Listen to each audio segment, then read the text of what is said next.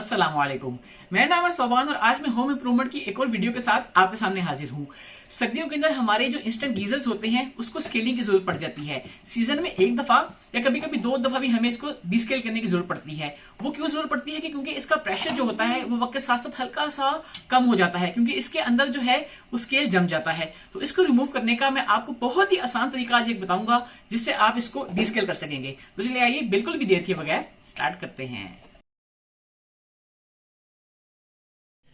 आपने सबसे पहले दोनों पाइप्स को लेकर हल्का हल्का सा यहां से खुला कर लेना है हीट की मदद से। ये आपने लंबा पाइप इसके इनलेट पे लगा देना है और छोटा पाइप आपने इसके आउटलेट पे लगा देना है। अब हम क्या करेंगे, हम थोड़ा सा तेजाब लेकर उसको थोड़ी सी डाइल्यूटेड फॉर्म में बनाएंगे। मतलब आपने डायरेक्टली तेजाब इसमें ऐड नहीं करना, आपने इसकी थोड़ी सी डाइल्यूटेड फॉर्म बना देनी है। ठीक है, अब हम एक कीफ लेंगे और इस कीफ को यहां पर इसमें ऐड करेंगे और फिर पानी को, जो तेजाबशुदा पानी मिक्सचर है, उसको हम यहां पर ऐड कर देंगे। अब आप इसको हल्का हल्का से उठाएंगे ना तो पानी इसके अंदर गीजर के अंदर जाना शुरू हो जाएगा। तेजाब थोड़ा सा और ऐड करेंगे, थोड़ा सा हमें इसमें प्रेशर भी देना पड़ेगा। उसके लिए हम क्या करते हैं कि इसको एक वाटर टैप से कनेक्ट कर देते हैं के अंदर। अब हमने इसके अंदर हल्का सा डाइल्यूटेड सा तेजाब ऐड कर दिया है। ठीक है, ये देखिए, आप ये देख सकते हैं। इस पाइप को मैंने आगे से ऊपर कर दिया है ताकि इसमें से जो सोल्यूशन मैंने बनाया है वो थोड़ी देर इसके अंदर स्टे करे और फौरन से निकल ना आए। तो अब आप इसको वाटर टैप से कनेक्ट कर दें। वाटर टैप से कनेक्ट करने के बाद आपने वाटर टैप को खोल देना है। जैसे आप वाटर टैप खोलेंगे तो ये देखिए, इसके अंदर जो एक हमने सोल्यूशन बनाया था वो इसके अंदर वापस गीजर के अंदर से पैस ऑन हो रहा है। थोड़ी देर के लिए आप इस वाटर टैप को ऑफ कर दें और पानी को, इस पाइप को हल्का सा ऊपर कर लें। उससे होगा ये कि जो सोल्यूशन आपने बनाया था वो इस गीजर के अंदर थोड़ी देर स्टे कर जाएगा।